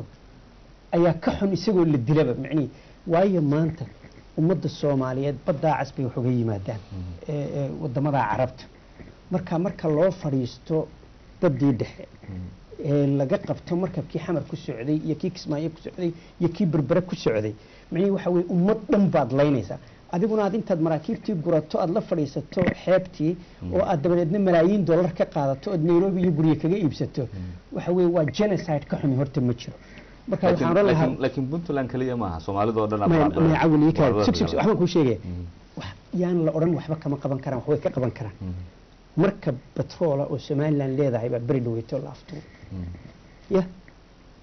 Soomaalidu jawaab aniga ninkan waa loo tagay wax loo wabade laga sii daayay simply markabkii waa loo tagay way sii daayeen muddo wax yar ka bacdi markabkii waa la soo daayay waa wada dhaqan odayaal Somaliland tagay garoowe way u soo daayeen bal iyagu siday ula hadleen kuwii qabsaday iyo kaalay sheeg marka kuwii adduunyada kale laga qabsanaya ama bariiska xamar u socday ama berbere u soo socdayna waa la qabsanaya marka anigu waxaan leeyahay walaaladay reer Puntland waxba yaan iyagana qudhooda aan gidaar lagu riixin macnii dee ha loo arko uun wixii khaladay sameeyaan in la yiraahdo waxaan way khaldan tahay macnii dee meeriyaha lagala hadlo si toosan loola hadlo la yiraahdo joojiye laakiin anigu waxaan idin sheegayaa walaalayaal arrinta burcad badeedku waayo anigu wasiirka dekedahan ahaa Soomaaliland dhibaatada ay nagu haysay iyo macnii absida ay nagu haysay maalin walba koox yar yar halka laash ku muxuu ahaa meeraysanaya ayaanu qaban jiray macnii waa dhibaato weyn taasaa ka weyn macnii ummadda Soomaaliyeed macnii haddii dee waddanku burburay ha ku survive garoobin inaad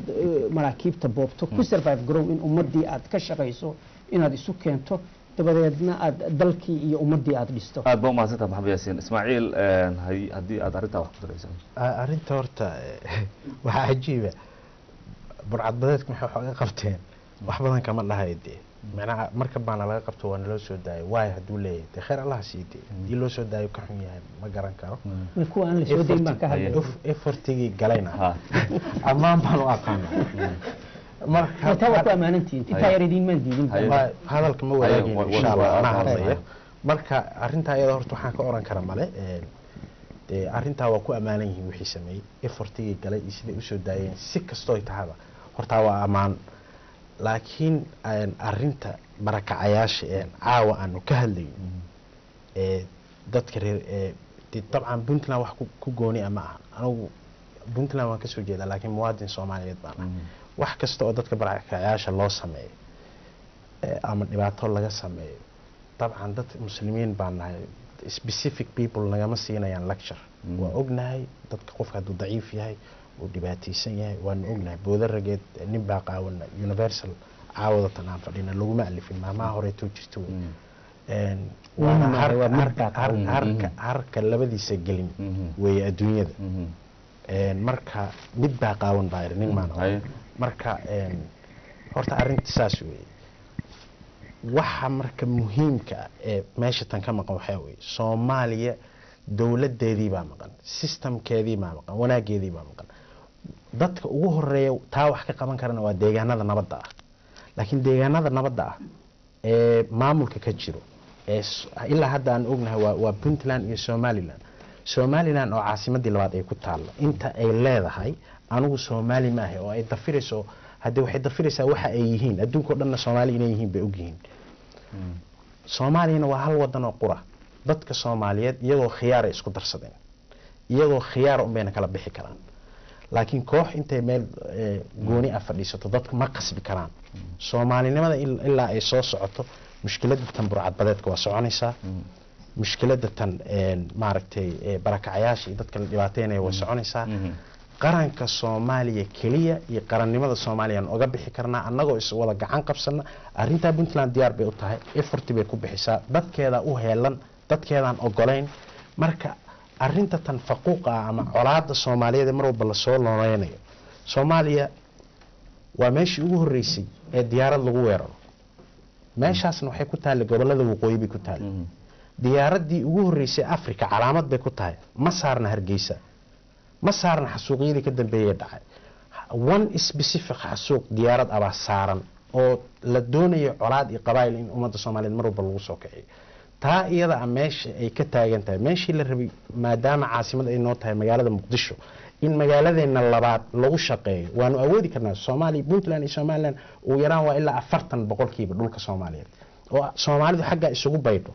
oo markaa Muqdisho aan hagaagsano dib aan ugu noqono hadiiba ay arinta iyada taagan tahay ma u malaynayo wax xal inay noqonayso wax dadka ka qiiman karana waa Soomaaliya aad baa umahadsan tahay Ismaaciil dabcan Ali ayaan fursad siinayna si isaguna su'aashiisa iyo aragtidiisa u jeediyo dad badan ka qayb galay dabcan intaanu ka gaari karnaa siin doonaa duulahayd haye Ali su'aashaada bismillaahir rahmaanir rahiim waxaad moodaa aniga doontaas taas ma ka warqabo inay arrinta ay ka hadlayeen inay ahayd barakacayaasha iyo dhibaatada loo geysanayo dadkaas Soomaaliyeed especially waxaan malaynayaa abaaraha dambe ee ugu daraa intay dhaceen inay tahay because barakacayaashu waxay kasoo bilaabmaan burburkii hore haddii laga soo qaaday dhib badan baa ku timi puntlandna inuu focus ku haystaad moodaa imika sida hadalku u dhacayay somaliland qudheeda in yar baan odhanaya waxaan odhanayaa arrinta laasaxanood maamulka somaliland inay jawaab ka bixiyaan muhiim wey dad soomaaliyeed oo cidlo lagu tuuray oo weliba lagu tuuray meel ay baqa badan ka qabaan oo dhib loogu geystay muddo loogu geysanayay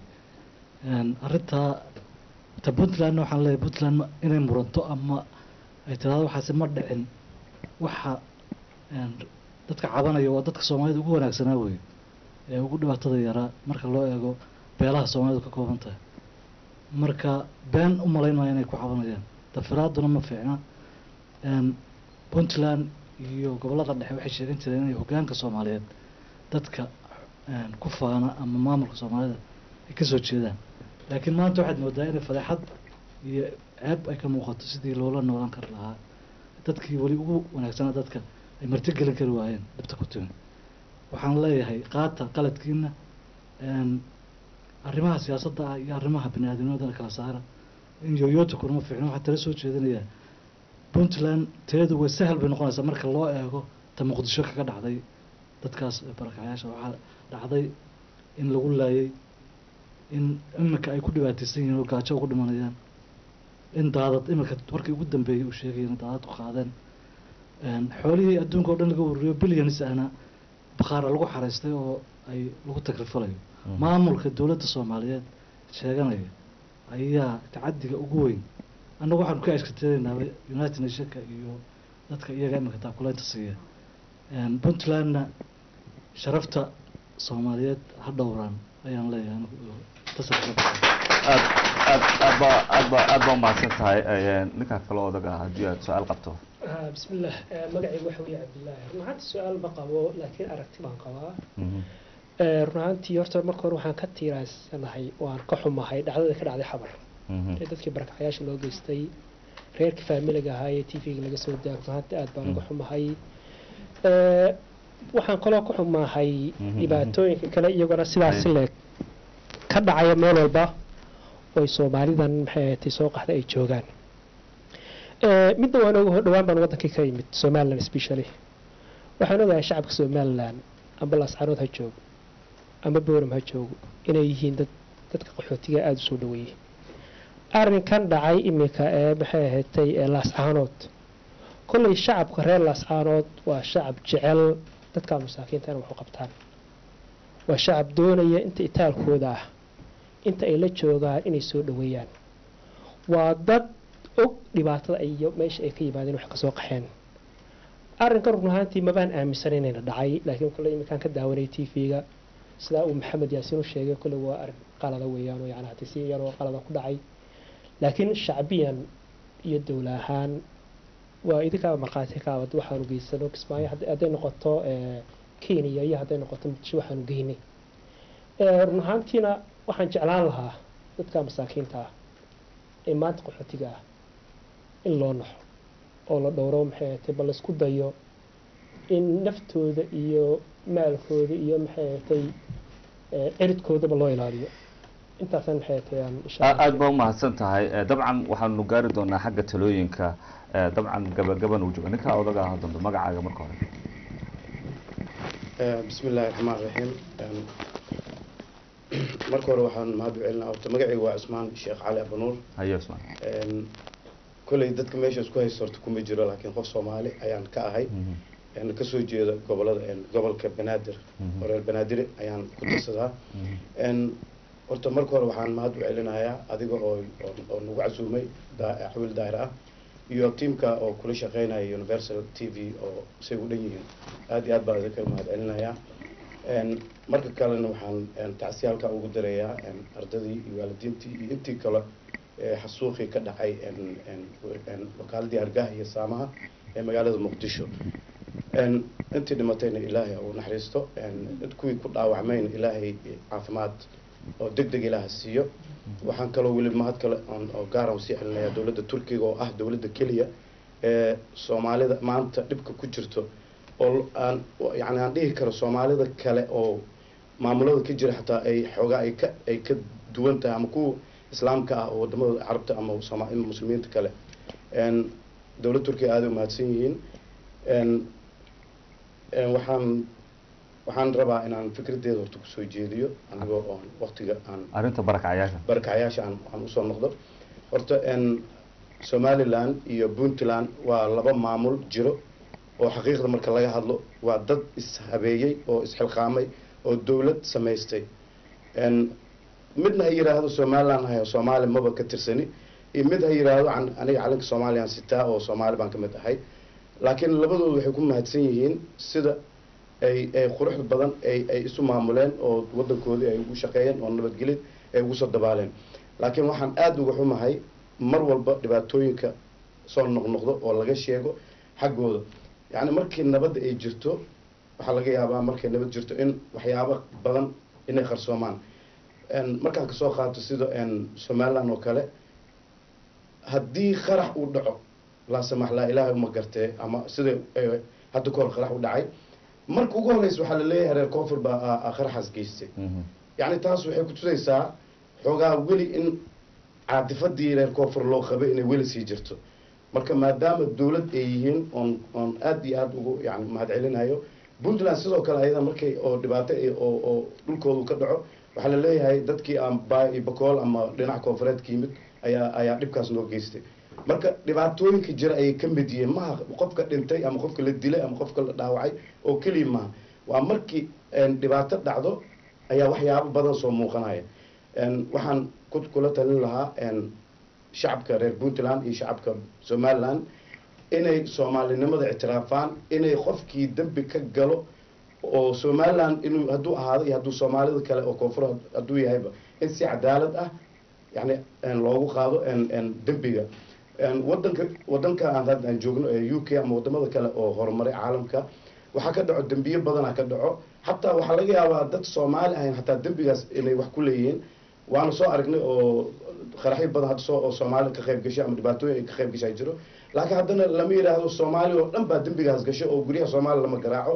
qofkii soomaali jidka socdana lama qabsado waxaa dembiga lagu qaadaa qofkii adreskiisa lahaay oo soomaali ah oo dembigaas gala ama qof walba oo wadan kale kasoo jeedo marka aada iyo aad ayaan uga xumahay waana fariin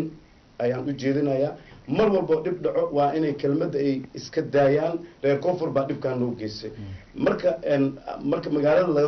oo gudaha loosoo oo la degan yahay haddaan usoo noqdo oo dadka barkacyaasha ama dadkii qaxootiga ku ahaa oo inta muqdisho ama baayi bakool ka guuray oo dhinacaas degay ayaga laftigooda waxaa laga yaabaa inay ay wax badan ay u faa'iideeyeen oo shaqo meesha ka abuureen oo lacago xataa qofka aan shaqeynin xataa waxaa laga yaabaa in lacag dibadda loogu soo diro oo lacagta loo soo diro xataa wadankaas ama somaliland ama puntland uu ku isticmaalo oo dadkii maanta guryihii ku lahaa somaliland ama puntland guryihii ku lahaa inay guryahooda maanta uu cariiri noqday oo si fiican yani loogu faa'iideystay marka mar labaad iyo mar saddexaad aad baa umahadsan tahay waxaan jeclaan lahaa dad badan ayaa dabcan doonaya inay aragtidooda ka qayb galaan xagga taladaanu u gudbaynaa ninkaa odaga magacaaga marka hore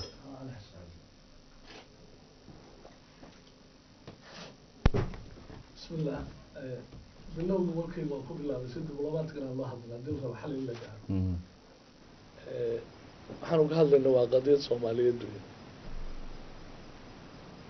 anigu hadda puntland iyo halkaasi ma dhahay maxaa jira nimanka meesha fadhiyo ninkaana waa sheegtay kamuwaatan soomaali baan u hadlayaa buri ex minister u ahaan jiray hadda laakiin wuxuu ka turjumaya un ra'yigiisa ismaaciilna waa sidaas oo kale waa waxuu ka qaban kara male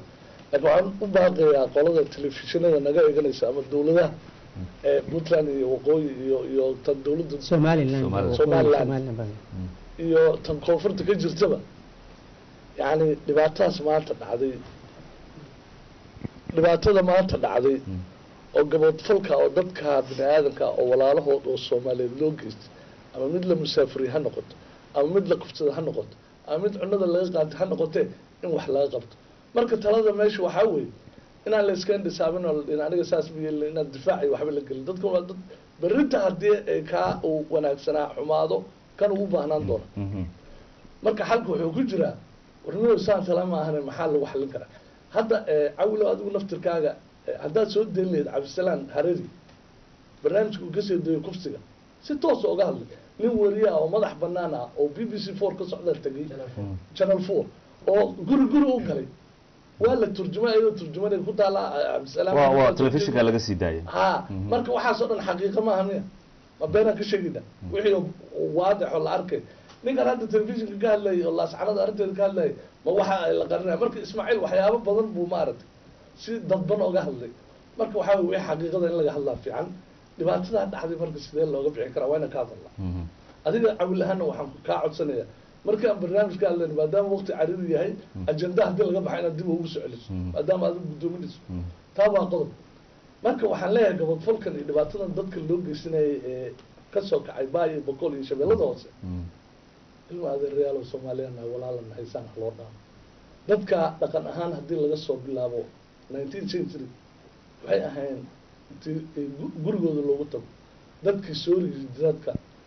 gabarna ku dari jiray hadday beer tahayna beer siin jiray waxoola goyn jiray wey dhaqankooda waa la yaqaana waa meeshii loo doonan jiray waxbarashada qur-aanka ahaato waxay doonto kaleba ha aatee baar dheeraa ka mid ah waa meelihii jaamacadaha soomaaliya looga soo baxay ka mid ahaan jirta dadkaa dad weligood nabadoona ahayn qori may qaadan dagaaladii sokeysee u dhaceen saasaa loo maray saasaa loo maray waa ogtiin baydhabo magacaa loo bixiyey marka ha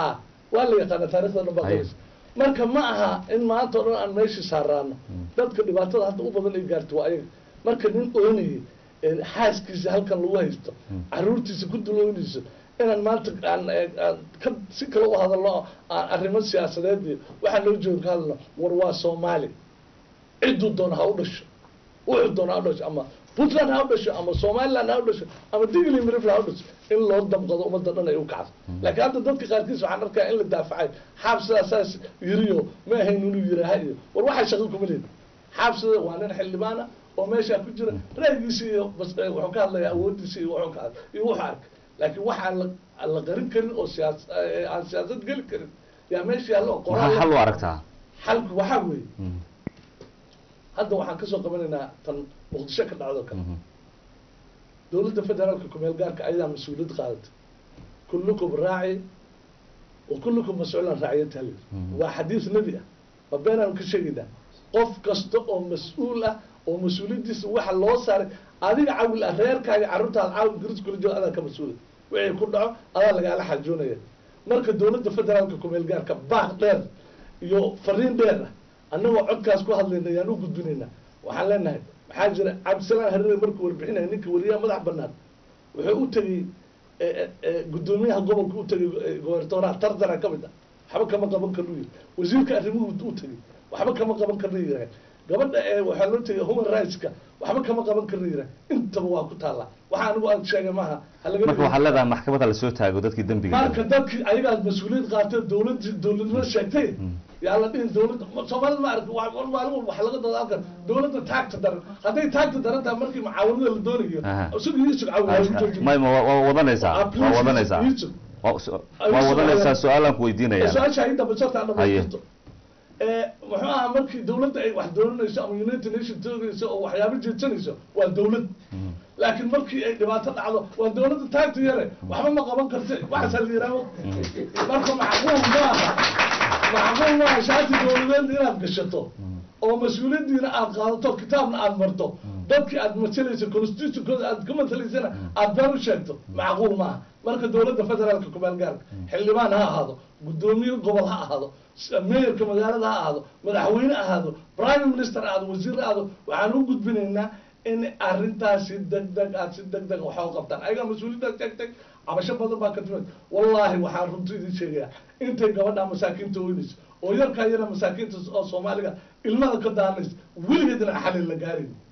habeeneed waxaan fiirsanaya barnaamijka halka norway laga soo daayay wuxuu yiri dadkii la xumayn jiraan annaga 4.5 baana la dhigay wuxuu ku dabaqay dhinacii diinta ku maqo wuxuu yiri nusaana laga dhigo yani diinta muslimka waxay qabtaa konton halaad in la siinaad naagaa noqonin soomaa gar marka inaan kusoo noqon rabo marka ilmaada reyaalow dowladda waxaan u diraynaa baaqa inay arrintaas wax ka qabato dadkii gaboodfalkaa geystay dowlad wey special branch bay qabtaa wardoon bay qabtaa wax kastay qabtaa ayadaa dowlad sheegtay intaasoo amisom ciidana u joogta amisomta ku sheega waa loo tegay waxay nidhaa annaga nama khusay soomaaliya khusaysa marka nama qabato taas waxaanu ka codsanayna dowladda soomaaliyeed ayadaa dowlad isku sheegtay xildhibaanada meeshaas u dhashay iyo cid kasta iyo cidda ismaaciil uu sheegaya xildhibaanada tagay puntland oo xaqiiqa raadis ka ahaa ya ka hore la rabay inay u yeeraan oo yiraahaan war waxaad qabtaan maxay tahay ayaga walaalaystaan marka waxaan ka codsanay in wax laga qabto halkaas halkaas ku jiro aad baa umahadsan tahay talooyinkaas iyo dhammaan dadka soomaalida waa dhegeysanayaan haye sakari baan kusoo koobayaa halkaa loo baahan yahay halka aan kusoo koobay waxay tahay waxaan u mahadcelinayaa maamulka puntland waxaan ka codsanayaa sida ismaaciilba hore uu yidhi inuu maamulka sii laabo dadka caawa aynu ka sheekeynayno inay amnigooda sugaan siday horey u sugeen dadka soomaalidan waxaan ka codsanayaa haddii la doonayo inaynu isu nimaano waa in si dhab u ganacsanaa nin walba ay waxa uu doonayaa inuu qariyo xaqiiqda jirta waa nasiib darro horeyna waa u sheegay dad badanoo gabood fal sameeyey inay ummadda soomaaliyed maanta ku hogaamiyaan yidhahdaan annagaa wax saxa hayna waa wax laga xumaado waxaan qabaa marka soomaalida inaan la caadifo hadlin sida adeerka uu sheegay si dhaba loo garnaqsado puntlandna waa amaanaya somalilandna waa amaanaya shacabkooda si wanaagsan unbay hadda usoo martay soo dadka nimid intaasaan kusoo koobaya haye gudoomiyaha jaaliyadda haye caliyo gabadhaas waad siin asalaamu calaykum aniga ra'yigayga waxaan kusoo koobayaa ajandada inta dhibaatooyin waa la wada sheegay waa arrimo jira inuu ra'yigiisa waa dhiibtay hadda iyo dan bay tidhahdaa soomaalidu waa inaan runta isla taabanaa laakiin wax faa'iido leh oo dan guud annaga noo wada ah inaan isu sheegnaa wanaagsan soomaali dagaal iyo wixii hore hanoo ahaado hadda wixii ka dambeeya inaan yeelano another view oo ah midnimo soomaalinimo walaaltinimo tan kale ku xigta waxa waaye dhacdooyinkan puntland waayihii hore dowladda markay jiri jirtay oo runta ahayd oo dimuqraatigeed waxaan ogaa aniga dhib hadduu iyo dagaal uu ka dhaco gobolladu noocu doonaa ahaado dowladda waxay isku dayi jirtay inay raadiso xalka muxuu ahaa waxay diri jireen parliamentary commission ama commissione parliamentar aan lahaa hadda maadaama 4.5 ay ku samaysan tahay dastuurkeena iyo dowladdeena in la diro guddi parliamentar ah oo xildhibaano ah oo u qaasa baaristas arrintaas oo puntland ka dhacday si loo soo baaro markii dambena laga soo helo jawaabihii rasmiga ahaa intaas ujeedada ay tahay in la helo macnaha xaqiiq oo ummadda soomaaliyeed adowtinimada maanta abuurmi doonta ama beri imaan karta si looga hortago waayo dowladda mas-uul waxay ka tahay ummadda dhexdeeda inay ka dhaliso nabad dowlad shaqadeeda waa inay nabad ka dhaliso qof walbana uu qanco maanta puntland in la qanciyo digri mirfan in la qanciyo xaq bay u leeyihiin okay barakacayaasha waa la ogyahay dhibaatada haysata waa la soo daayey qalad waa dhacay dembi waa dhacay dembiga kuwa lagu helo waa la helay laakiin sida uu sheegaya warbixinta ugu dambeysay aniga aan dhegeysanayay barnaamijka